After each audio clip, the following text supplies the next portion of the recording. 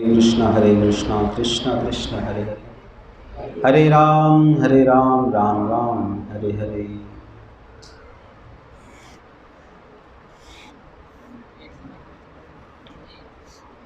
ओम नमो भगवते वासुदेवाय। ओम नमो भगवते वासुदेवाय।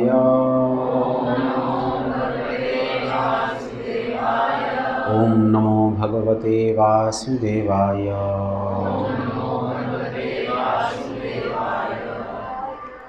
इसमें भगवद गीता अध्याय 5 डिस्कस करने वाला हूँ।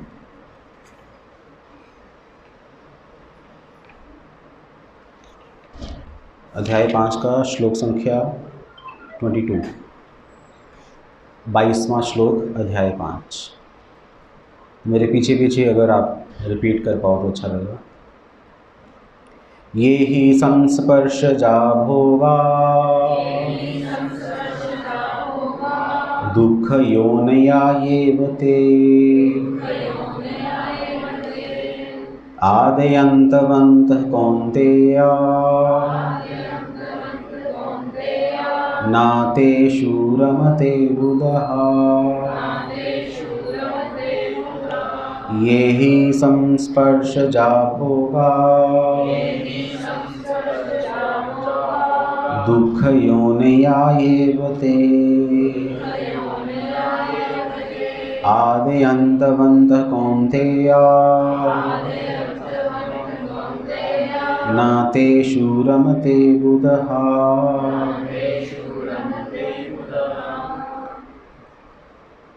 इस श्लोक में श्री गुरुपाद इसके अनुवाद में लिखते हैं कि बुद्धिमान मनुष्य दुख के कारणों में भाग नहीं लेता जो कि भौतिक इंद्रियों के संसर्ग से उत्पन्न होते हैं। हे कुंती पुत्र, ऐसे भोगों का आदि तथा अंत होता है, अतः चतुर व्यक्ति उनमें आनंद नहीं लेता।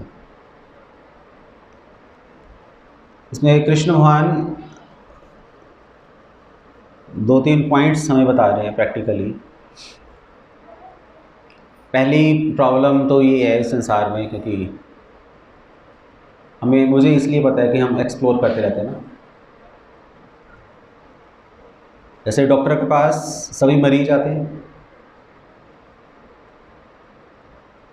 तो ऐसे मंदिर में भी सभी मरीज ही आते हैं, सब बीमार आते हैं, सबको कोई ना कोई प्रॉब्लम है, सबके साथ कोई ना कोई इश्यू है। सभी, एक दो नहीं, सभी। और जो लोग मंदिर नहीं आ पाते उनका क्या रीज़न है? सेम, उनको भी कोई प्रॉब्लम है इसलिए मंदिर नहीं आ पा रहे। वो क्या कहते हैं इसको, गुरबानी में ऐसा कहते हैं कि नानक दुखिया सब संसार, सारा संसार दुखी है। मैं सुना था पर अब पता भी चल गया अलग अलग लोगों से बात करके ना। मैं सिर्फ राजपुरा की बात नहीं कर रहा, अगर आप कहीं भी चले जाओ संसार के किसी भी कोने में, बैठो लोगों के पास, थोड़ी बातचीत करो, वो एकदम से अपना दुखड़ा रो पड़ेगा कि प्रभु जी, इस संसार में अगर कोई दुखी है तो वो मैं हूँ, मैं सबसे दुर्भाग्यशाली हूँ। पता नहीं भगवान मेरे पीछे क्यों पड़े हुए। मैं तो कुछ करता नहीं किसी का, मैंने किसी का कुछ दिल नहीं दुखाया, मैं तो अपनी दुनिया में मस्त हूँ, फिर भी लोग मुझे ताने मारते हैं, ये है वो है, हज़ारों चीज़ें। लोग दुखी हैं, और लोग दुखी होने का कारण क्या बताते हैं? किस्मत या कोई दूसरा व्यक्ति। और श्री कृष्ण इसमें बता रहे हैं श्लोक में कि दुख का कारण क्या है और दुख का उपाय क्या है। लोगों को लगता है कि हमारे दुख का उपाय है, जनरली लोगों को लगता है कि अगर हम ज़्यादा पैसा कमाएंगे तो हमारे सारे दुख खत्म हो जाएंगे। पर हमने बहुत अमीर लोगों को मिला, उनसे पूछा कि क्या पैसा आपके दुखों को कम कर सकता है, तो उनका आंसर है कि नहीं। पैसा है पर हमारा दुख कम नहीं हो रहा। बहुत सारे अमीर लोग हैं जो संतुष्ट नहीं हैं। तो इसलिए पैसा हमारे दुखों को कम नहीं कर सकता। फिर लोग कहते हैं कि देखो जी, आत्मसंतुष्टि होनी चाहिए, जो है उसी में संतुष्ट हो, पर ये प्रैक्टिकल नहीं है। जो है उसी में संतुष्ट हो, एक आध व्यक्ति कोई ऐसा रह सकता है, पर बाकी जो 99% है वो कहाँ जाएंगे। कई लोग पंडितों के पास जाते हैं अपने दुखों का निवारण करने के लिए। पंडित बोलेगा कि देखो, शनिदेव आपसे नाराज़ है, मंगल की कुदृष्टि है, ऐसे ऐसे कुछ लॉजिक बताएंगे। उसका इलाज क्या है कि किसी धार्मिक स्थान पर, मंदिर या गुरुद्वारे में चावल और गुड़ चढ़ा दो। यहाँ पर भी होता है मंदिर, यहाँ मुझे तो याद है, यहाँ पर रोज़ ही चावल और गुड़ आ जाता था। यहाँ पर हम सोचते थे ये चावल और गुड़ मतलब क्या है, 250 ग्राम चावल और थोड़ा सा गुड़। तो बाद में वो पकड़ा गया, उसको किसी ने बोला था कि चावल और गुड़ देने से ठीक हो जाएगा। कई लोग साबुत गेहूँ देते हैं, झाड़ू। अभी गई थी ना निर्जला एकादशी, जिसको पंजाब में नमानी कास्ती बोलते हैं, खरबूजे की भीड़ लगी होती है। तो लोग सल्यूशन करते हैं पर कोई सल्यूशन मिलता नहीं है, क्योंकि अगर आप भगवत गीता नहीं पढ़ोगे तो सल्यूशन नहीं मिलेगा। ऑफ कोर्स डिवोटीज़ पढ़ते हैं भगवत गीता, ऐसी बात नहीं है, पर ज़्यादातर डिवोटीज़ को भगवत गीता समझ नहीं आती, मैक्सिमम। जबकि प्रभु जी पढ़ते हैं भगवत गीता, पर पता नहीं क्यों पढ़ते हैं, तो पढ़ रहे हैं। हम भी उनको ये कहते हैं कि ठीक है, पढ़ते रहो, समझ आ जाएगी। पर समझ किसको आएगी? जो समझने की कोशिश करेगा। क्योंकि भगवत गीता, हमने बहुत बार सुना है कि भगवत गीता कोई धार्मिक किताब तो है नहीं कि उसको पढ़ डालो बस। भगवत गीता सिद्धांतों पर काम करती है, सिद्धांत जिससे हमारा जीवन सुधर सकता है, संभल सकता है। एक सिस्टेमेटिकल अगर आप जीवन अपना व्यतीत करना चाहते हो तो सिद्धांत के साथ जुड़ना चाहिए। तो भगवत गीता सिद्धांत की बात करती है। जैसे ये श्लोक है, तो क्या है, सबसे पहले हमारे दुखों का कारण भगवान नहीं है, कोई दूसरा पर्सन नहीं है। दुखों का कारण क्या है? स्पर्श। ये ही संस्पर्श जा भोगा। जा स्पर्श समझते हैं? स्पर्श क्या होता है? टच, छूना किसी को। अब इसकी एक एग्जांपल है। बर्फ़ ठंडी होती है, सबको पता है बर्फ़ ठंडी होती है। कैसे पता चला बर्फ़ ठंडी होती है? छूने से। अगर आप बर्फ़ को छूओगे तो ठंडी लगेगी, अदरवाइज़ आपको कभी नहीं पता चलेगा कि वो क्या चीज़ है। बर्फ़ को छूते ही आपके हाथ ठंडे होने शुरू हो जाएंगे। आग को छूते ही आपका हाथ गर्म होना शुरू हो जाएगा, वो जल भी जाएगा। तो स्पर्श से क्या हुआ? आपने उसको महसूस किया कि वो ठंडी है या गर्म है। और ज़रूरी नहीं है कि आप स्पर्श हाथों से करते हो, आप अपनी आँखों से भी स्पर्श कर सकते हो। कोई बता सकता है कैसे? आँखों से कैसे स्पर्श किया जाता है? किसी चीज को देख के, कैसे कैसे कैसे कैसे स्पर्श कैसे होगा? मान लीजिए मैंने किसी चीज को देखा, उस चीज के प्रति आकर्षण आ गया, आकर्षण आ गया, स्पर्श हो गया। स्पर्श हो गया। मान लो कि अगर मैं यहाँ पर दीक्षित प्रभु को देखता जाऊँगा सिर्फ 5 मिनट तक, तो क्या होगा? दीक्षित सोचेगी कुछ है क्या, नेचुरली ये सोचते रहेंगे मैंने कुछ किया है क्या, मैं लेट आया हूँ या जल्दी आया हूँ या पता नहीं क्या है, मुझसे नाराज़ हैं या मुझसे खुश हैं, मेरी तरफ क्यों देखते जा रहे हैं, और भी लोग बैठे हैं। किया मैंने कुछ भी नहीं है, सिर्फ मैंने अपनी आँखों से स्पर्श किए। और ये आजकल जो एक बीमारी है, तू मेरी मैं तेरा, समझ रहे हो? गर्लफ्रेंड्स एंड बॉयफ्रेंड्स, ये बीमारी शुरू कहाँ से होती है? हाथ लगाने से, सिर्फ देखने से। आप किसी को भी देखो, कोई भी रंग बिरंगी हो या कोई भी रंग बिरंगा हो, 3-4 बार देखो, बस खत्म। सामने वाले को टेंशन हो जाएगी, ऑपोजिट को, कि आज उसने देखा नहीं। ऐसा होता है, ऐसा ही हो रहा है। देखने से अट्रैक्शन होनी शुरू हो जाएगी। वो कहते हैं ना कि जब दिल आया गधी पर तो परी क्या करेगी? दिल आता ही इसलिए क्योंकि देख लिया आपने, आपको गधी अच्छी लग रही है, आप गधी में ही परी को ढूंढ रहे हो, या गधे में ही आप गंधर्व को ढूंढ रहे हो।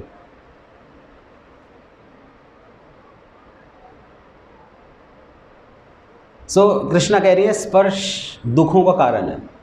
पर कैसा स्पर्श? स्पर्श जा भोगा। जा का अर्थ होता है जन्म लेना, आत्मजा। संस्कृत में शब्द आता है आत्मजा। आत्मजा बोला जाता है बेटे को। हमारी आत्मा से उसने जन्म लिया, इतना आत्मीय है, इतना प्रिय है कि हम उसको अपने से अलग मानते ही नहीं। पेरेंट्स को पता होगा, स्पेशली मदर्स को। हमारा जो बेटा है, हम उसको अपने से कभी अलग कर ही नहीं सकते, सोच ही नहीं सकते कि ये मुझसे अलग है। हमेशा उसी के बारे में सोचना, उसी की टेंशन रहना, उसको आत्मजा बोलते हैं।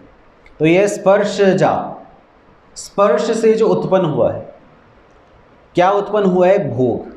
ये ही संस्पर्शजा भोगा।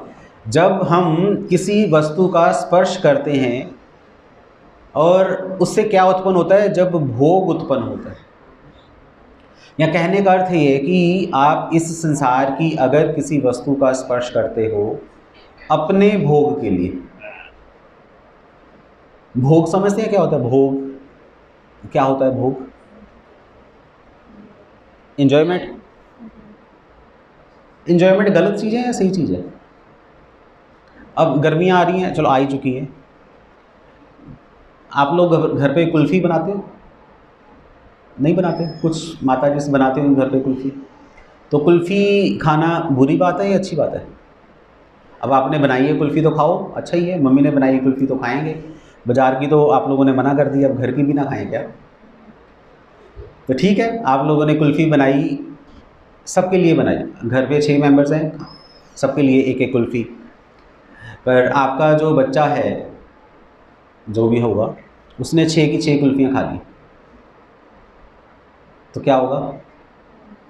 उसको क्या मिलेगी? शाबाश। क्या मम्मी बोलेगी? बहुत अच्छा है, वेरी नाइस, तुम तो बहुत ही अच्छी हो, तुम तो बहुत सौभाग्यशाली हो, तुमने मेरे हाथों की बनी हुई 6 की 6 खा ली। ऐसा बोलेगी कि मदर? क्या बोलेगी मदर?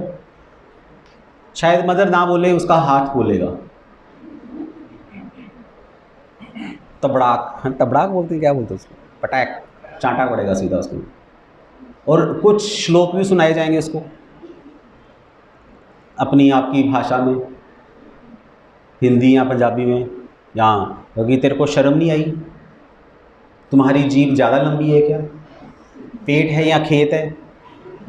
हद है, सबके लिए कुल्फ़ी बनाई है, तूने अकेले ने चढ़ा ली, बस ये कोई तरीका है? होगा ऐसा? तो कुल्फ़ी खाना बुरी बात नहीं है, पर किसी दूसरे की कुल्फ़ी खाना ये शर्मनाक बात है।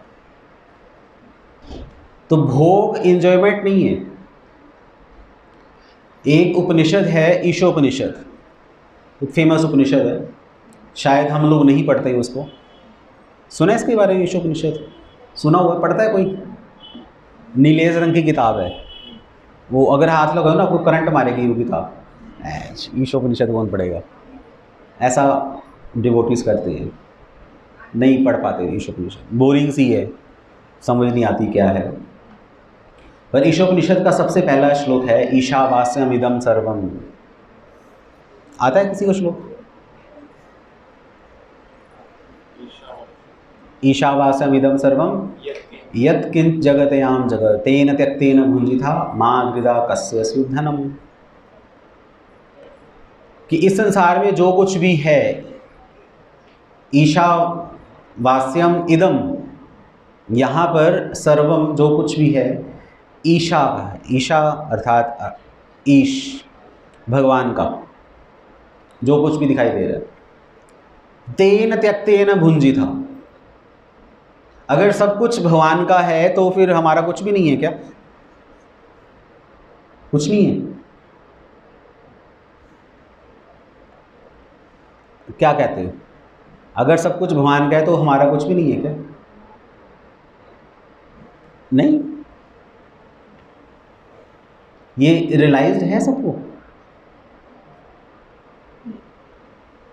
अगर मान लो कि रात को 10 बज गए, अगर कोई माता जी यहाँ पर बैठी हुई हैं, तो अगर हम उनसे पूछें कि माता जी आपका घर कहाँ पे है, तो माता जी ने बोला कि ठीक है मेरा घर कहाँ पर है, विकास नगर में। तो ठीक है, माता जी को छोड़ने गए तो माता जी क्या बोलेंगी? मेरा घर आ गया। विकास नगर में जाओगे जब, तो माता जी अपने घर के अंदर चली जाएंगी, या प्रभु जी अपने घर के अंदर चले जाएंगे, क्योंकि वो घर किसका है? अब ये जो जगह है यहाँ पर आप बैठे हो, ये क्या है? भगवान, ये क्या है? मंदिर है या सेंटर है ना? मंदिर। यहाँ पर आप स्वच्छंद रूप से विचरण कर सकते हो। स्वच्छंद रूप से जैसे अपने घर पे रहते हो वैसे ही रह सकते हो, यहाँ पर नहीं रह सकते। आप यही इसी टेम्पल हॉल में पीछे कहीं बैठे रहोगे, किसी कमरे में जाने के लिए आप हिचकिचाओगे, नहीं जा सकते, क्योंकि ये घर मेरा नहीं है। ये भगवान का घर है या मंदिर है, यहाँ आप लोग यहाँ पर इंडिपेंडेंटली सांस नहीं ले सकते, एक बंदिश है। ऐसा है या नहीं? पर हाँ, जब अपने घर चले जाओगे तब आप कंफर्टेबल हो जाओगे। हाँ, ये मेरा घर है, ये मेरा कमरा है, ये मेरी किचन है, ये मेरा बाथरूम है, ये मेरा बेड है, ये मेरा टी। आप हज़ारों चीज़ें गिना दोगे। पर कहने को क्या है कि ये घर भगवान का है, कहने को ये संसार भगवान का है। तो अगर घर भगवान का है, संसार भगवान का है, तो फिर आप भगवान के घर को या भगवान के संसार को अपना क्यों समझ रहे हो?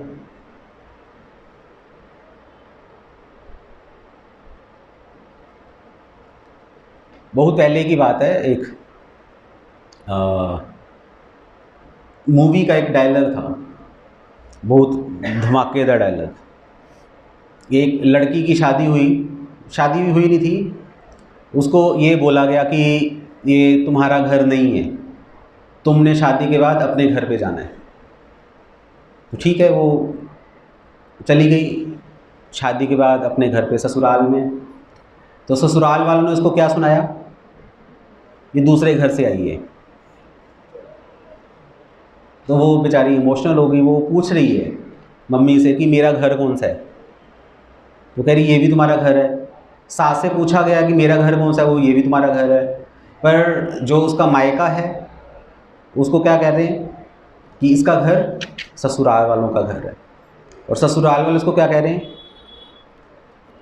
कि ये दूसरे घर से आई है, पता नहीं कैसी है। ऐसी है सो कॉल्ड जो आजकल की हैं माता जी। बिना संस्कृति के ये समाज का ही हाल है। पर खैर, वो जो इमोशनल सीन जिसकी मैं बात कर रहा हूँ, वो स्त्री या वो लड़की सोच रही है कि मेरा घर आखिर कौन सा है। ऐसा होता है, जो नई नई जिनकी शादी होती है माता जी की, उनको शायद ये फीलिंग आती हो कि मेरा घर है कौन सा। वो भी उसका घर नहीं है, ये भी घर नहीं है, तो ठीक है फिर फुटपाथ पे बैठो। उनको तो फीलिंग आ गई जिनकी नई नई शादी हुई है। पर जो मेल मेंबर्स हैं, ये जो सांप बन के बैठे हुए हैं अपने अपने घरों में, उनको लग रहा है कि ये मेरा घर है, बट सॉरी टू से वो घर आपका नहीं है।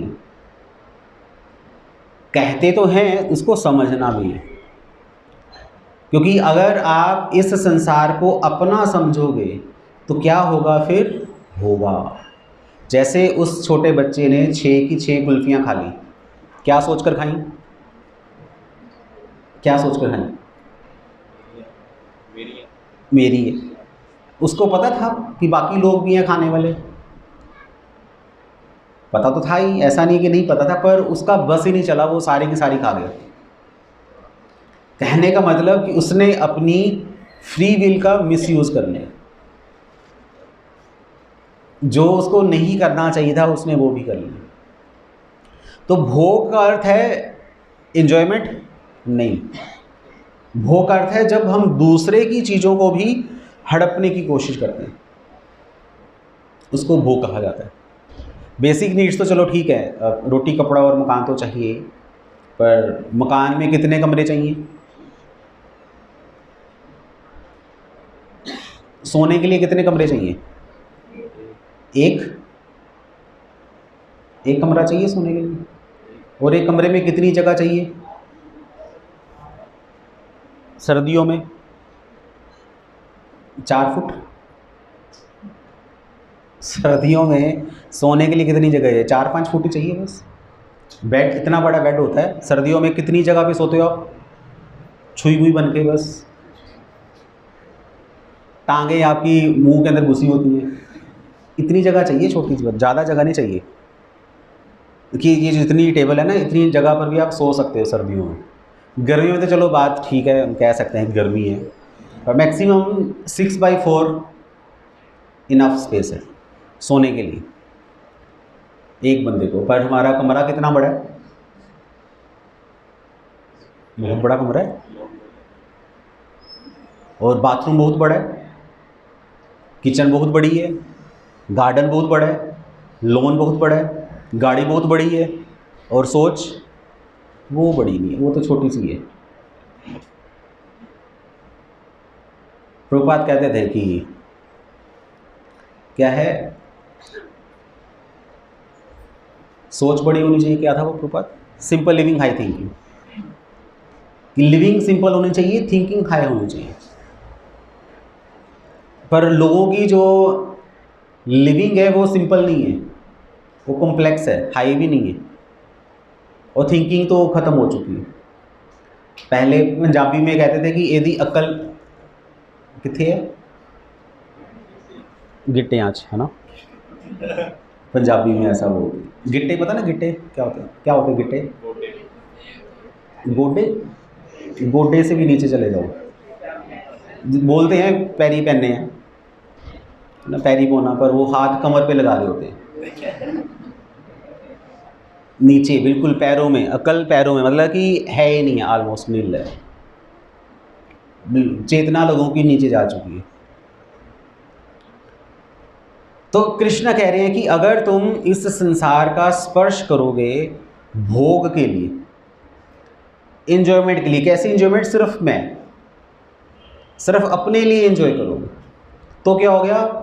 दुख योनिया एवते, एव निश्चित ही तुम्हें क्या मिलेगा? दुख। दुख योनिया, दुख योनिया का मतलब है कि जैसे शेर का बच्चा कैसा होता है? शेर जैसा। कुत्ते का बच्चा कुत्ते जैसा। कॉकरोच का बच्चा कॉकरोच जैसा बच्चा। और यहाँ पर लिखा है दुख योनिया, कि हमारा फिर जन्म कहाँ से होगा? दुख की योनि से। कहने का अर्थ है कि इस संसार में अगर हम भोग करेंगे तो फिर हमारी मदर कौन है? दुख। और दुख का बेटा, दुख की बेटी दुखी। तभी तो सब इस संसार में दुखियारी आत्माएं बनी हुई हैं, सभी दुखी हैं। वो कहते हैं ना कि जैसा गुरु वैसा चेला। सेम हमारे जैसे पेरेंट्स हैं, हम वैसे ही होंगे कि 2 पैर 2 हाथ 2 आँखें 1 नाक 2 कान। सेम इंसान का बेटा इंसान जैसा होगा, तो दुख का बेटा दुख जैसा।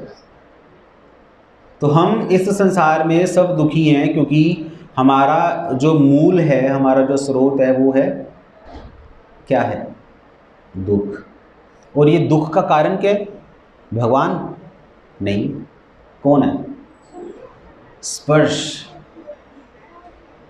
अगर आप स्पर्श करोगे तो इफेक्ट आएगा, स्पर्श नहीं करोगे तो नहीं आएगा। जैसे अभी एसी चल रहा है ना, एसी चल रहा है ना, अगर एसी बंद हो जाएगा तो क्या होगा? गर्मी लगनी शुरू हो जाएगी। एसी ऑन है तो ठंड लग रही है। एसी की ठंडी हवा आपके शरीर को स्पर्श करेगी तो आपको ठंड लगेगी। और गर्मियों में जो लू चल रही है दोपहर को, वो आपको स्पर्श करेगी तो गर्मी लगेगी। सिंपल सा लॉजिक है, ज़्यादा मुश्किल नहीं है इसमें समझने वाली बात। तो अगर आपको अपना दुख कम करना है तो क्या करना है? क्या करना है? भूख कम करना नहीं। अभी क्या शब्द क्या बोल रहे हैं? कुछ स्पर्श बंद कर दो। इसके लिए थोड़ी सी इंटेलिजेंस चाहिए। अगर आप अपने दुखों को कम करना चाहते हो तो स्पर्श बंद कर दो। स्पर्श तो चलो हिंदी का शब्द है, प्रैक्टिकली इसको कहते हैं पंगे लेना। अब पंगे मत लो, इस संसार से पंगे लेने की ज़रूरत नहीं है, क्योंकि एक बार अगर आप फंस गए संसार में, तो मैंने कौन बता रहा था मुझे 2-3 दिन पहले, बटाला में एक डिवोटी मुझे बता रहे थे कि प्रभु जी सबसे पहले जो छोटा बच्चा है उसको तो कोई टेंशन नहीं होती, पर उसके माता पिता को टेंशन होती है। क्या टेंशन है? कि अभी छोटा बच्चा है, इसको बड़ा करना है, उनको टेंशन है। बड़ा करेंगे, इसको किसी अच्छे स्कूल में भेजेंगे, ये होगा वो होगा। तो बड़ा करते करते जो बूढ़े माँ बाप हैं, टेंशन करते करते वो तो फ़ोटो में चले जाते हैं, ख़त्म हो जाते हैं। पर ये बेटा जो बड़ा हो चुका है, अब इसको टेंशन है। क्या टेंशन है? करियर। मेरा क्या होगा। अभी मेहनत करेगा और लड़की ढूंढेगा अपने लिए। जब लड़की ढूंढना भी आसान काम नहीं है, 100 पापड़ बेलने पड़ते हैं, और आजकल की डेट में यूट्यूब वाली लड़की ढूंढना। तो ठीक है, लड़की ढूंढ ली, शादी हो गई। अब शादी होने के बाद क्या होता है कि दोनों एक दूसरे का मुंह देख रहे होते हैं कि पैसे कहाँ से आएंगे, सिलेंडर कहाँ से आएगा, टीवी कहाँ से आएगा, राशन कहाँ से आएगा। टेंशन। उस टेंशन को दूर करने के लिए क्या है? पैसे। तो पैसे पेड़ पे लगे हुए हैं? नहीं, काम करना पड़ता है, मेहनत करनी पड़ती है, घर से दूर जाना पड़ता है, थोड़ी दूर। अपना बोरी बिस्तरा उठाया और बोस की गालियाँ खाई, थोड़े से पैसे घर पे आए, बीवी ने भी बेलन दिखाया, तो ठीक है, चल रहा है। फिर 2-3 चुन्नू मुन्नू हैं उनके, मेरा छोटा सा संसार। फिर चुन्नू मुन्नू को बड़ा करना है। टेंशन। मैं टेंशन की बात कर रहा हूँ। और ये टेंशन ख़त्म किसकी होती है? माता पिता को टेंशन होती है कि बेटे की शादी करेंगे, दादी को टेंशन होती है पोते का मुंह देखने की, और जब शादी के बाद जो पेरेंट्स हैं उनको टेंशन होती है अपना बच्चा बड़ा करने की। बच्चे को टेंशन है कि मेरी कोई गर्लफ्रेंड नहीं है, गर्लफ्रेंड को टेंशन है मेरा कोई बॉयफ्रेंड नहीं है। पूछ के देखो कौन है सुखी संसार में? सब एक दूसरे की टेंशन लेकर बैठे हुए। टेंशन। और अगर बाई चांस घर पे कोई व्यक्ति बीमार पड़ जाए, उसकी टेंशन हो जाती है, डॉक्टर कौन सा है, किसके पास जाना है। एक मैं ऐसे ही हॉस्पिटल में था, एक व्यक्ति मेरे पास आया, वो कह रहा है कि आप साधु लग रहे हैं। मैं कहूँ तो हूँ ही थोड़ा सा, तो क्योंकि आप आइए मेरे साथ। तो मैं गया उसके साथ। तो उसकी माँ जैसे बिल्कुल ही मरने वाली हालत, बिल्कुल ही सूख चुकी उसकी मदर, मांस तो है ही नहीं है, बस मुंह खुला हुआ है उसका, सांस ले रही है बुरी तरह से, डेड बेड पे लास्ट। और डॉक्टर ने बोल दिया था कि बस इसको ले जाओ घर पे, पता नहीं 1-2 घंटे तक ज़िंदा रहेगी, तो आप इसको ले जाओ। तो वो कह रहा है कि आप कुछ कीजिए। मैं इसमें क्या कर सकता हूँ? कुछ पाठ वगैरह पढ़ दीजिए। उससे तो कुछ नहीं होगा, बेटर है कि आप इसको घर पे ले जाओ, इसकी सेवा करो।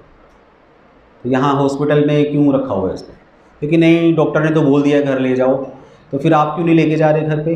उसका क्या आंसर था कि हम तो वेट कर रहे हैं कि बस ये कब ये शरीर छोड़े, उसको घर पे लेके जाएं। उसने मुझे बोल ही दिया। बोले हाँ बस अब क्या करेंगे, घर पे लेके जाएंगे तो क्या करेंगे, पड़ी रहेगी बेड पे, टेंशन हो जाएगी। इसलिए डॉक्टर यहाँ पर ही हॉस्पिटल है, फ्री का जो भी है, मरेगी तो ले जाएंगे, जला देंगे बस। टेंशन है। जिस माँ ने सारी उम्र पाला, वो कब मरेगी, बेटे को टेंशन है। ये कलयुग की संतान है। आप इसी चक्कर में ना रहना कि जब एंड टाइम आएगा तो पोते पोतियाँ सेवे करेंगे या बहू आगे पीछे घूमेगी, कुछ नहीं होने वाला। कलयुग चल रहा है भाई, कलयुग, समझ रहे हो। आपको उठाया जाएगा और बाहर रख दिया जाएगा, तो बोला जाएगा ये बूढ़ी खांसती रहती है, मेरा बस चले तो रुई डाल दूँ उसके मुँह में। ये डायलॉग हो सकता है आपको भी सुनने को मिल जाए। 90% तो यही चल रहा है, माता पिता की कोई परवाह नहीं की जाती। तो खैर,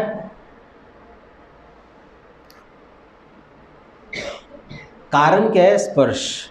हमने अपने संतान को पैदा किया, बड़ा किया, पर किसके लिए? किसके लिए? कि मेरा बेटा मेरी सेवा करेगा। पर वो बेटा भी जो हमने पैदा किया है अपनी भोग या अपनी लालसा से, अपनी वासनाओं से, वो भी जब बड़ा होगा तो क्या बोलेगा? आप जब अपने बारे में सोच सकते हो, तो आपका बेटा जब बड़ा होगा वो भी किसके बारे में सोचेगा? जैसा गुरु वैसा चेला, जैसे माता पिता वैसी उसकी संतान। माता पिता जब अपने बारे में सोच सकते हैं तो उनकी संतान भी तो अपने बारे में सोच सकती है, क्यों नहीं सोच सकती? ये बुरा ही क्या है? आप भी तो यही सोच रहे हो ना कि मेरा बेटा मेरी सेवा करे, वो भी यही सोच रहे हैं कि मेरी माँ मेरी सेवा करे। अगर मेरी माँ मेरी सेवा नहीं कर सकती तो जाए भाड़ में। ऐसा हो रहा है। तभी तो आजकल के बच्चे अपनी मम्मी को ऐसे ऑर्डर करते हैं जैसे नौकरानी हो, कोई रिस्पेक्ट नहीं है। या है? हो सकती है यहाँ पर थोड़ा आप लोग छोटे शहर में रह रहे हो, पर दिल्ली चंडीगढ़ में जाके देखो, ख़त्म है रिलेशंस। और कारण स्पर्श। हमने इस संसार का स्पर्श किया है भोग के लिए। इस संसार की हर वस्तु हम अपने लिए यूज़ करते हैं, सिर्फ अपने लिए। हम किसी के बारे में नहीं सोचते। हम ये भी नहीं सोच रहे कि ये संसार है किसका। चलो एक प्रश्न पूछता हूँ आप लोगों से। आपको याद है कि आप सांस ले रहे हो? याद है? आप सांस ले रहे हो, याद है? पता है क्या कहते हैं आप लोग?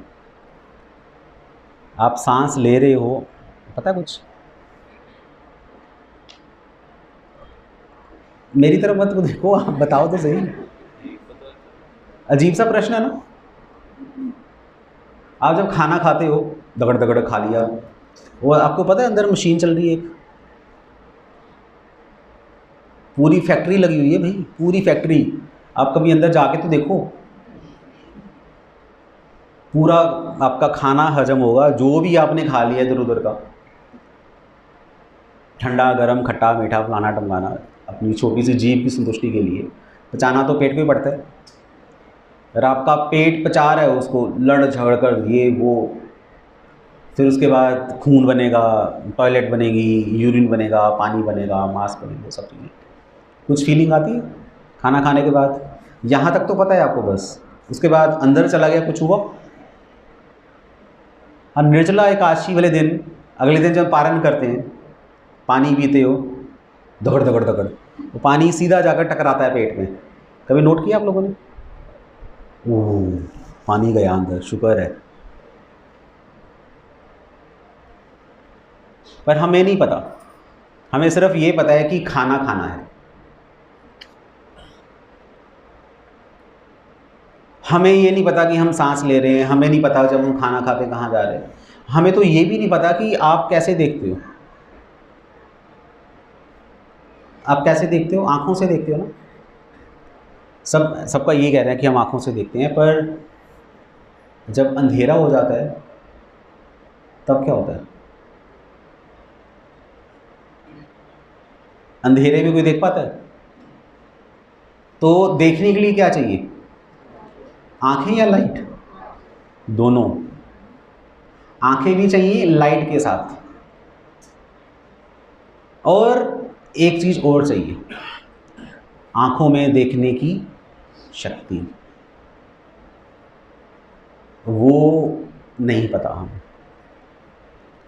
एक और एग्जांपल है, मान लो कि आपको अपने बचपन का दोस्त मिला, आप जा रहे थे, बचपन का दोस्त कभी मिला नहीं, 20 साल बाद या 25 साल बाद, 30 साल बाद आपको मिला, और जब वो मिलेगा लड़का या लड़की, आप उसको पहचानोगे या नहीं पहचानोगे? पहचान लोगे? कई बार पहचान में आ जाए, दोस्त जो होते हैं ना स्कूल में जो पढ़े लिखे होते हैं साथ में, आप पहचान लोगे। और कितने टाइम में पहचानोगे? विद इन सेकेंड्स, 1-2 सेकंड लगेगा आपको उसको पहचानने में। पर एक्चुअली हुआ क्या, आपने उसको देखा, आपकी आंखों ने देखा उसको, और आंखों ने उसकी फ़ोटो पिक्चर खींची, क्लिक किया और कहाँ भेजा? माइंड में, ब्रेन में। अब ब्रेन में क्या पड़ा है? बहुत सारी फ़ोटोज़ पड़ी हैं। इन 30 सालों में आपने कितने कितने लोगों को देखा, किससे क्या क्या बात हुई, उन सब लोगों से आपका क्या रिलेशन है, वो सब माइंड में स्टोर है। पर इस पर्सन की फ़ोटो पीछे गई तो क्या हुई? स्कैनिंग हुई पूरी, ये कौन है, क्वेरी पूछी गई ब्रेन से, ये कौन है मुझे बताओ। आपके ब्रेन ने बोला कि इसका नाम हरीश है, ये तुम्हारे साथ स्कूल में पढ़ता था, इसके पैसे चोरी हो गए थे, ये हो गया था, वो ईच एंड एवरी सारा उसका कच्चा चिट्ठा आपके सामने आएगा, और फिर आपको डिटेल्स दी जाएगी कि ये है, अब ये तुम्हें इतने सालों बाद मिला है, पहले ये ऐसा था, पहले इसकी शक्ल ऐसी थी, अब इसकी शक्ल ऐसी हो चुकी पूरी। कितनी फ़ोटोज़ में से उसने टैली किया? करोड़ों फ़ोटोज़ में से उसने स्कैनिंग की और इसकी फ़ोटो निकाल कर आपको बता दी। कितने टाइम में हुआ ये काम? बस ऐसे ही देखते ही पता चल गया। तो प्रोसेसिंग किसने की? आपने। ब्रेन तो पता ही नहीं काम कर रहा है नहीं कर रहा, हमें नहीं पता हमारा ब्रेन काम कर रहा है नहीं कर रहा, कुछ भी ब्रेन कह लो या माइंड कह लो, हमें नहीं पता। हमारा दिमाग आपके हाथ, आपका दिमाग आपके कंट्रोल में है नहीं। अब सब लोग मुझे सुन रहे हो? सब सुन रहे हैं ना? आपको पंखे की आवाज़ सुनाई दे रही है? सुनाई दे रही है ना? कि पंखे की आवाज़ भी सुनाई दे रही है, मेरी आवाज़ भी सुनाई दे रही है, ये दोनों सुनाई दे रही है? कुछ लोग अपने घर पे बैठे हुए हैं, पता है आपको, अभी इसी रूम में, तो सोच रहे हैं कुछ अपनी गाजरों के बारे में, या मूली, या सवेरे की बनाना है, सवेरे की आगादासी, शामी तोरी खाऊंगे, पता नहीं, मुझे नहीं पता। ब्रेन हज़ारों चीज़ें सोच रहा है, हमें नहीं पता कि हमारा दिमाग कैसे काम करता है। स्पेशली चैंटिंग के टाइम पे जब आप जब करते हो तो हमारा दिमाग हमारे कंट्रोल में नहीं है, आंखें हमारे कंट्रोल में नहीं है, जीवा हमारे कंट्रोल में नहीं है, पर सब चीज़ें काम कर रही हैं, सब चीज़ें काम कर रही हैं, और हम क्या कर रहे हैं?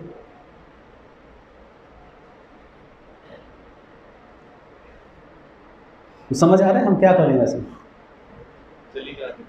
पता नहीं, बड़ा मुश्किल प्रश्न पूछ लिया प्रभु जी आपने, हम क्या कर रहे हैं? कि सब कुछ कहने को सब कुछ आप कर रहे हो, पर हम कुछ भी नहीं कर रहे, कुछ भी हमारे कंट्रोल में नहीं। और हमारे ऊपर क्या है सबसे बड़ा? दुख। और इस दुख का कारण क्या है? हमें कुछ नहीं पता, फिर भी हमारे साथ सब कुछ हो रहा है। इसका कारण क्या है? स्पर्श। तो यही प्रभुपाद कह रहे हैं कि एक बार अगर आपने स्पर्श कर लिया इस संसार का अपनी इंद्रिय तृप्ति के लिए, दूसरों की परवाह ना करते हुए सिर्फ अगर आप अपने बारे में सोचोगे, तो क्या मिलेगा? दुख। एक बार ट्रैप में फंस गए, फिर आप इससे नहीं बच सकते। फिर नेक्स्ट कृष्णा कह रहे हैं आदि अंतवंत कौन्तेय। आदि अंतवंत, इसका आदि भी है और इसका अंत भी है। कौन्तेय, कृष्णा अर्जुन से कह रहे हैं कि अर्जुन, क्योंकि इस भोग का आदि है और अंत है, या इस स्पर्श का भोग है, सॉरी आदि है और अंत है, कि ये चलता रहेगा। आपने घर बनाया आज, तो कल को क्या होगा? खराब हो जाएगा। आपने आज नए कपड़े लिए, कल को फट जाएंगे। आपने नई बाल्टी ली, टूट जाएगी। कुछ भी, अब ये तो चीज़ें हैं ना, अब रिश्तों में आ जाओ। आपने शादी की, क्या होगा? क्या होगा? एक डायलॉग आएगा दो दिन बाद या 3 दिन बाद या कुछ महीनों के बाद कि अब तुम वैसे नहीं रहे। है? पहले तो ठीक था सब, क्या हो गया? पता नहीं क्या हो गया। ये रिलेशंस हैं, चाहे मम्मी है, चाहे पापा है, चाहे अंकल है, चाहे आंटी है, चाहे भाई है, चाहे बहन है, ख़त्म हो जाएंगे क्योंकि सब एक दूसरे को नोचने की कोशिश कर रहे हैं। मेरे बारे में सोचो, मैं एक छोटे बच्चे की भी यही कोशिश है कि सब मेरी तरफ देखें। छोटे बच्चे की दे दो उसको कुछ हाथ में, छोटे बच्चे के, वो मुंह में डाल देगा। आदत है, छोटे बच्चे को आदत है दगड़ दगड़ पीने की, बस खा लूँ, बस अपने पेट में ठूस लूँ बस, क्योंकि अपने बारे में सोचा है। और जब पहले दिन का जब बच्चा होता है, जब माँ उसको दूध पिलाती है, वो दूध पीना शुरू कर देता है। फर्स्ट टाइम जब वो बाहर आया अभी, तो उसने कहाँ से सीखा दूध पीना? सोचा किसी ने? जब बच्चा पेट के अंदर था तब तो कुछ कर ही नहीं रहा था, मुंह तो उसका बंद था, कहाँ से खा पी रहा था? वो जो नाड़ू होता है, नाड़ी है, उसी से तो खा रहा था सारा कुछ। पर बाहर आते ही जब वो मम्मी ने उसको दूध पिलाना शुरू किया, उसने दूध पीना शुरू कर दिया। तो क्या है, वो मासूम है? आले आले भोगी है वो। आते ही उसने भोग करना शुरू कर दिया। आदत पड़ी हुई है, गंदी आदतें हैं। वो कोई मासूम बच्चा नहीं है, पता नहीं पिछले जन्म में क्या करके आया। ठीक है, मासूम बच्चा है, पर अंदर जो आत्मा बैठी है वो मासूम नहीं है ना। तो शरीर अभी छोटा बच्चा है, बड़ा होने दो उसको, फिर देखते हैं कितने ताड़े तोड़ता है वो। आजकल के बच्चे तारे तोड़ के हमारे सिरे मारते हैं। खैर, श्री कृष्ण कह रहे हैं आदि अंत अवंत, जो कुछ भी संसार में शुरू करोगे खत्म हो जाएगा। अपने मज़े के लिए आप कुछ भी खरीदोगे। लोगों ने फ़ोन खरीदा, फ़ोन छीन गए, फ़ोन गुम गया, फ़ोन पानी में गिर गया। हम सेल्फी ले रहे थे, बंदर उठा के ले गया। नया चश्मा लिया, बंदर उठा के ले गया। नया कपड़ा लिया था, ख़राब निकला। नया पंखा लिया था, ख़राब हो गया। लोग यही कहते हैं अभी तो नया लिया था। ये नया लिया था चाहे पुराना लिया था, वो कोई प्रॉब्लम नहीं है। जो कुछ भी है संसार में वो ख़त्म हो जाएगा, इसको समझने की कोशिश करो बस। आदि अंतवंत कौन्तेय न तेषु रमते बुधा। बुद्धिमान व्यक्ति, श्री प्रभुपाद इसकी ट्रांसलेशन में है चतुर व्यक्ति। चतुर व्यक्ति वो नहीं है जो दूसरों को चीट करे, जिसको चंट बोलते हैं, वो नहीं है, वो तो कनिंग है, वो तो कपटी है। बुद्धिमान चतुर व्यक्ति कौन है? जो इसमें न तेषु रमते, जो इसमें रमन नहीं करता। रमन का मतलब, रमन समझते हैं? जैसे होता ना, चलो कहीं घूम के आते हैं, कहते हैं लोग कहीं घूम के आते हैं। मतलब क्या इसका, घूम के आते हैं? वैसे क्यों जाते हैं? हाँ, वैसे क्यों जाते हैं लोग घूमने? एंजॉयमेंट करने। ऐसे ही बस, कहाँ जा रहे, बस ऐसे ही आगे चौक तक गए थे तो आपने देखा वहाँ पर लिखा हुआ है कि मेवाड़ प्रेम आइसक्रीम, दही यार दो, बस ऐसे ही घूमने गए थे, बस खाते खाते घर आ गए। कोई सेंस नहीं बनती, इसको बोलते रमते। एवं ही निकल गए घर से, मुंह उठा के चल दिए और बस पैसे खर्च के आ गए। पेट भरा हुआ है बुरी तरह से, जगह नहीं है पेट में, तभी तो आप वॉकिंग पे निकले हो डकार मारने के लिए। चलो थोड़ी रोटी हजे नीचे हो जाए, ये वो सब चीज़ें, पर रास्ते से आइसक्रीम खा के आ गए। या आपका फ्रेंड ने बोल दिया चलो खा लो यार, फिर क्या हो गया है, इतने सालों बाद मिले हैं, एक पैग तुम भी लगा लो। रमन कर लें, इंजॉय कर लें, पर इंजॉय किसने की है? किसने किया एंजॉय? नहीं, यहाँ पर कृष्ण है ना तेषु रमते बुधा। बुद्धिमान इसको एंजॉय नहीं करता। तो जो एवं ही निकल रहे हैं अपने घर से सैर करने के लिए, वो कौन है? वो बुद्धिमान है? नहीं, वो मूर्ख है, क्योंकि उनको पता ही नहीं वो जो करने जा रहे हैं वो तो टेम्पररी है, पंगा लेने जा रहे हैं फालतू में। तो उससे क्या होगा? दुख मिलेगा। लोग कहते हैं कि हमारे दुखों का कारण भगवान है, और भगवत गीता क्या कहती है कि हमारे दुखों का कारण क्या है? स्पर्श।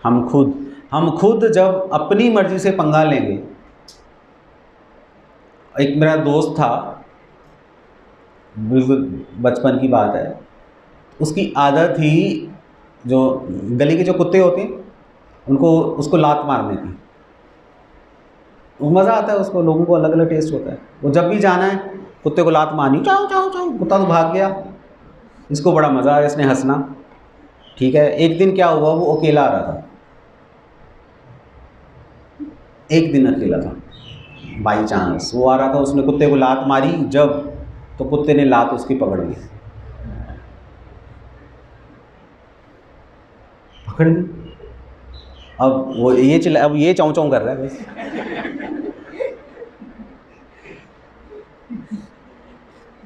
मज़ा ले रहा था ना वो। किसने बोला था उसको तंग करने के लिए?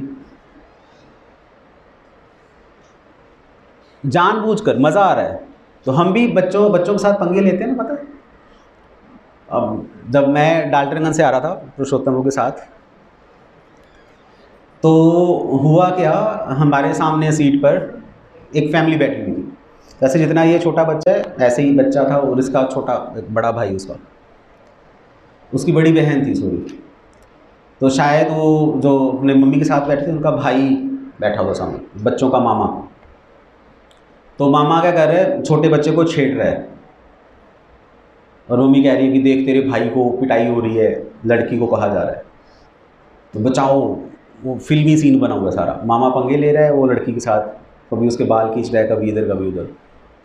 तो भाई को गुस्सा आ गया, छोटे भाई को, वो चढ़ गया मामा के ऊपर, मेरी बहन को मारा है।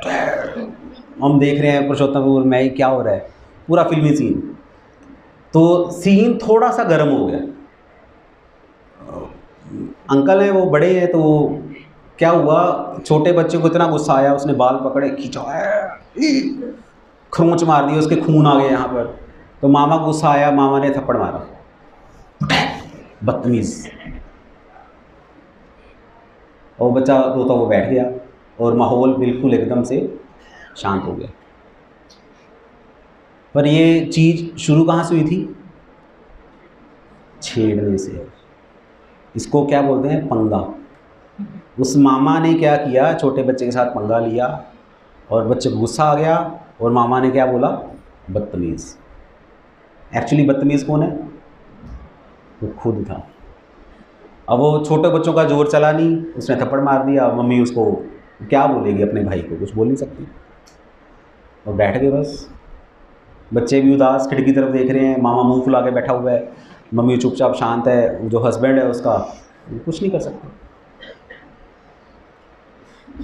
तो क्या किया है? रमन किया है थोड़ा सा, बस ऐसे ही बच्चे को छेड़ दिया, पंगा पड़ गया। तो ये सिंपल सा लॉजिक है। आपको क्या करना है कि रहो संसार में, संसार को छोड़ने की ज़रूरत नहीं है, पर हमें ये पता होना चाहिए कि ये संसार है किसका। तो गाड़ियों में हम लोग ट्रैवलिंग करते हैं, तो उस पर लिखा होता है ना, ये रेलवे की संपत्ति है।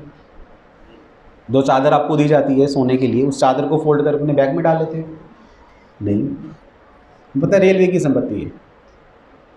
उसी तरह ये संसार किसकी संपत्ति है? भगवान की संपत्ति है। रेलवे में आपको रात को चादर मिली, आप ओढ़ो, चादर को ओढ़ के सो जाओ, अगले दिन वापस कर दो। उसी तरह संसार है, संसार में जो वस्तुएं आपके लिए छोड़ी गई हैं, तेन त्यक्तेन भुंजी था, कि जो चीज़ आपके लिए छोड़ दी गई है उसी पर आपका अधिकार है, बाकियों पर नहीं। तब हमारा भोग नहीं होगा।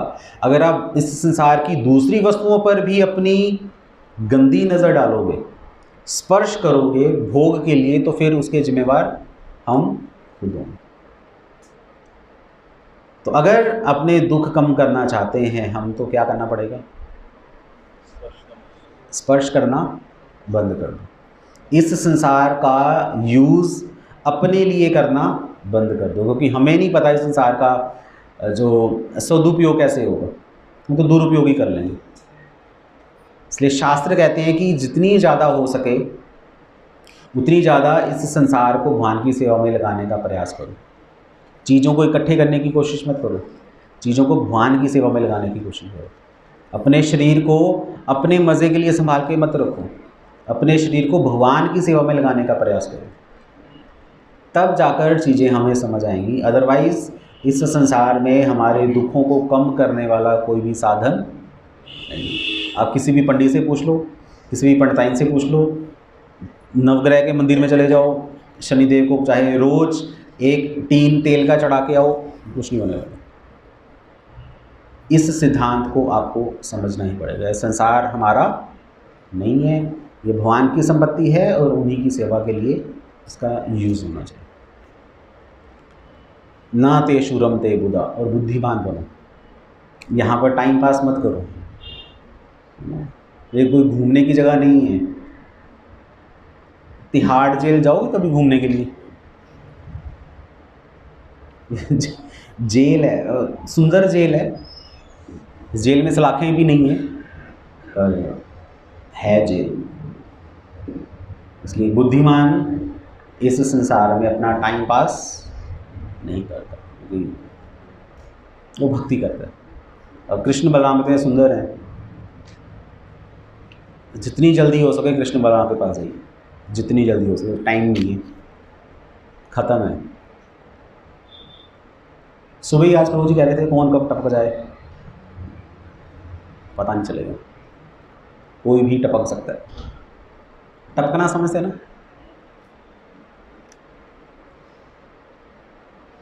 हरे कृष्णा, श्रील प्रभुपाद की जय। किसी का कोई प्रश्न है तो पूछ सकते हैं। आदि स्पर्श आदि सेवा है, आधा स्पर्श आदि सेवा, मतलब एक पर्सन को लत लगी हुई थी, एडिक्शन, स्पर्श करने की, फिर वो मंदिर से जुड़ा, उसने कम करने की कोशिश करी, थोड़ा सा कम हो रहा है, पर अभी भी आधा स्पर्श आदि सेवा। कोई प्रॉब्लम नहीं है, मंदिर में आते रहो, सब ठीक हो जाएगा। क्योंकि मंदिर का स्पर्श अगर ज़्यादा होना शुरू हो जाएगा, वहाँ पर जो एडिक्शन है धीरे धीरे करके कम हो जाएगी। जैसे जो चेन स्मोकर्स हैं, जो एक सिगरेट से दूसरी सिगरेट जलाते हैं, वो अगर अपनी आदत छुड़वाना चाहे तो डॉक्टर उसको बोलेगा ठीक है, अगर तुम रोज़ 100 सिगरेट पीते हो तो आज 99 पीना, एक मत पीना। एक हफ्ता ऐसे चलेगा, फिर 98, फिर 97, धीरे धीरे करके करते करते उसकी सिगरेट छूट जाएगी। ऐसे ही होगा, ट्रिक तो यही है। अब मंदिर आते रहो, बस मंदिर आना मत छोड़ना। अगर आप ठीक होना चाहते हो इस बीमारी से, दुखों से, प्रॉब्लम से छुटकारा पाना चाहते हो, तो ये बेस्ट हॉस्पिटल है राजपुरा का, तो यहाँ आते रहो। बहुत सारे डॉक्टर्स हैं यहाँ पर, स्पेशली डॉक्टर केशवानंद हुए हैं, सब ठीक हो जाएगा। आपकी हर बीमारी का इलाज यहाँ पर शास्त्रीय मेडिसिन से किया जाएगा। एक और क्वेश्चन कि आप कह रहे थे कि आत्मा ने पिछले जन्म में क्या क्या करा, आत्मा गलत है, तो फिर पर भगवान कृष्ण गीता में कह रहे हैं कि हमें वांछा जीव लोके जीव पूछना, मेरी अंश है, तो भगवान सच्चिदानंद है तो आत्मा भी सच्चिदानंद है, तो फिर आप कह रहे हैं कि आत्मा गलत, अभी तो गलत हुई पड़ी है, अभी तो गलत हुई पड़ी है। हाँ, तो ये कैसे है? मतलब एक जगह कह रहे हैं कि सच्चिदानंद है गीता में, नहीं, आत्मा सच्चिदानंद है, आत्मा आनंद का सागर है, आनंद का स्रोत है, भगवान का अंश है। तो एक्चुअली आप पूछना चाहते हो कि आत्मा गलत काम क्यों कर रही है? वो भी है, और मतलब ये गलत काम में फंस कैसे गई? वो एक माँ के दो बेटे, एक राम और एक श्याम, एक पुलिस वाला, एक चोर, कैसे?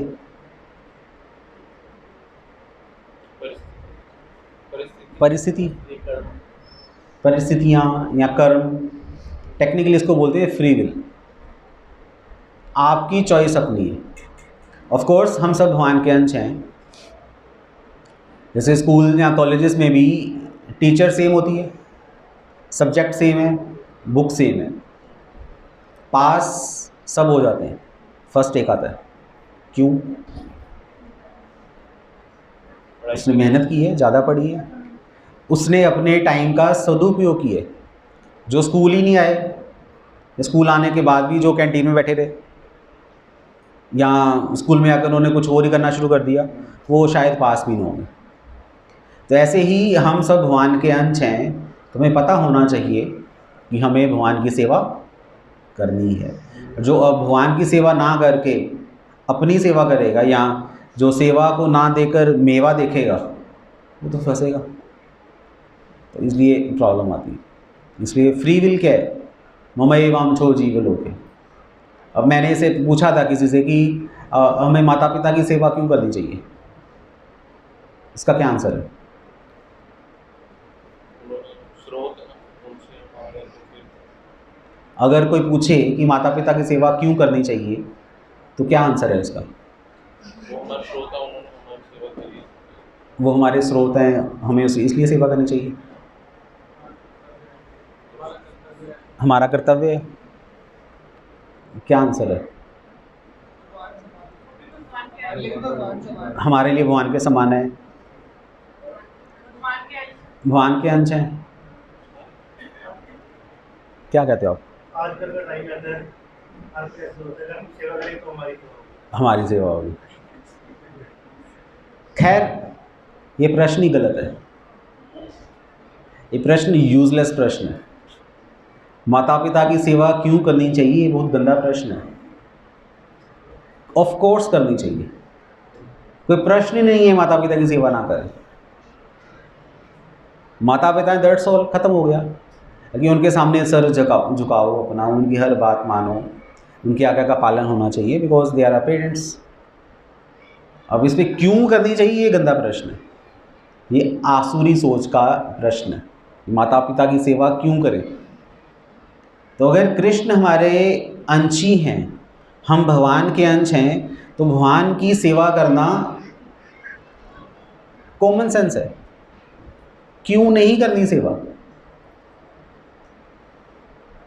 हाँ, जो सेवा नहीं करना चाहते, फिर उनको क्या मिलता है? दुख मिलता है। अगर आप अपने माता पिता को छोड़कर संसार में खुद अपने बलबूते पर खड़ा होना चाहते हो, तो हो जाओ, करो, मेहनत करो, तुम भी देख लो क्या है नज़ारा। समझ रहे हैं? तो दुख अगर आपको मिल रहा है, उसका कारण हम अपनी फ्री विल का मिसयूज है। इसलिए भगवान को पहचानो, उनकी सेवा करो, तब कुछ हो सकता है।